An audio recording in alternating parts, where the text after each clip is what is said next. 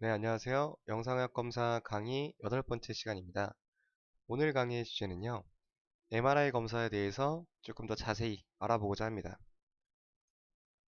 MRI 검사는 현재까지 영상의학 검사 중에서 비용이 굉장히 비싸죠. 이런 고비용 검사이기 때문에 환자분들이 많은 설명을 필요로 하십니다.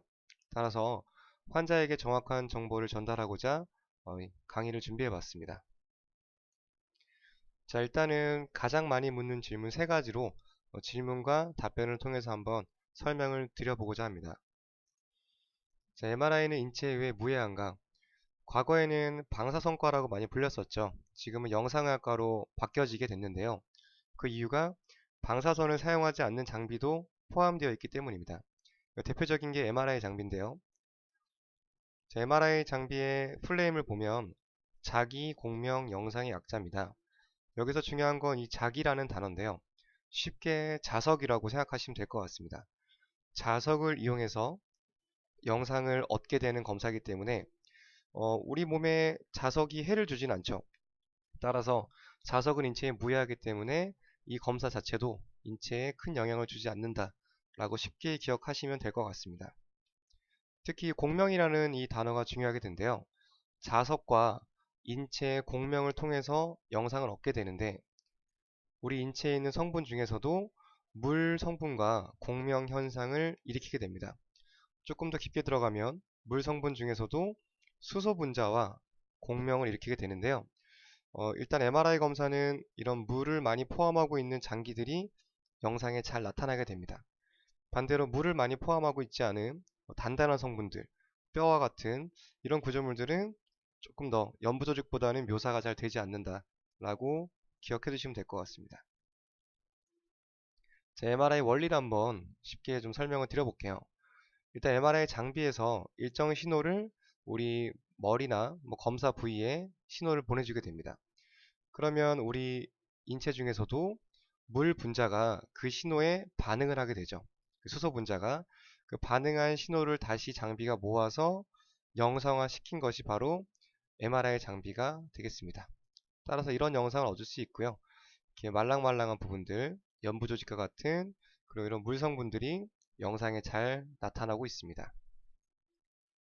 자, 정리해 보겠습니다. MRI는 왜 인체에 무해한가? 자석과 인체의 공명 현상으로 만들어지고요. 인체 중에서도 물 성분과 공명을 잃게 됩니다. 자석은 인체에 무해하죠. 따라서 MRI도 인체에 무해하다라고 기억을 하시면 될 것 같습니다. 자, 두 번째 질문입니다. MRI는 왜 이렇게 시끄러운가? 검사 받아보신 분도 계시고 밖에서 기다리다 보면은 소리가 굉장히 시끄럽죠. 이 소음의 원인에 대해서 한번 알아보도록 하겠습니다. 자, MRI 소음의 원인은 앞에 설명드린 공명 현상의 정답이 있는데요.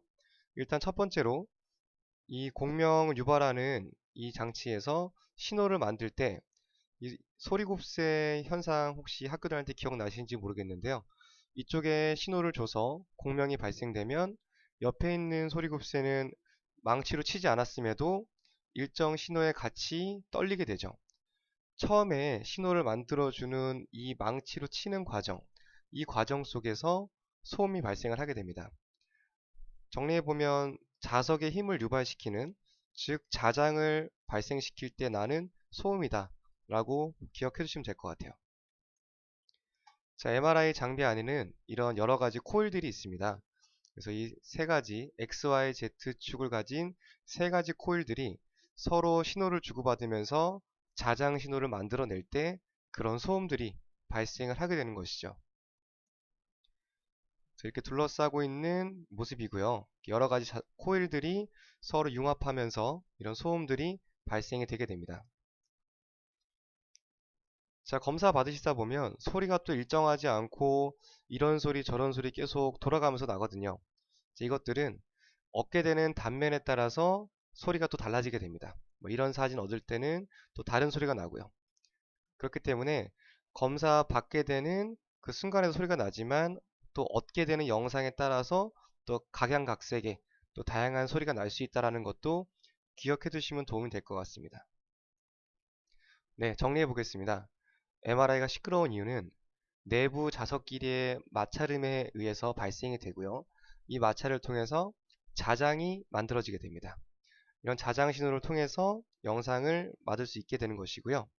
그리고 또한 다양한 단면에 따라서 검사 소리가 또 다르게 날 수 있다는 것도 기억해 두시면 좋겠습니다. 자, MRI 검사 왜 이렇게 오래 걸리나? 보통 MRI 검사 들어가면 3, 40분 정도 소요가 되죠. 검사 시간에 대해서도 많이 또 문의를 하시는데요. 또 대기하시는 분들은 왜 이렇게 검사가 오래 걸리는지 많이 물어보십니다. 보통 척추 검사 같은 경우는 좀 그나마 짧은 편이고요. 관절 같은 경우는 평균적으로 30분 정도 소요가 되고요. 또한 조영제 검사를 추가하게 되면 또 시간은 또 많이 추가가 되게 됩니다. 이런 부분에 대해서 충분한 설명이 필요하게 될 텐데요. 한번 검사 시간에 대해서 알아보도록 하겠습니다. 자, 일단 MRI 검사 같은 경우는 이런 식으로 여러 가지 단면을 얻게 되는데요. 이 단면과 이 단면은 차이가 있게 되죠. 또 이런 단면도 추가적으로 얻을 수 있게 됩니다. 이런 여러 가지 단면을 일단 기본적으로 세 가지 단면을 얻어줘야 되고요. 이 각각 영상 하나가 만들어지는 시간이 약 한 3분 정도 소요가 되게 됩니다.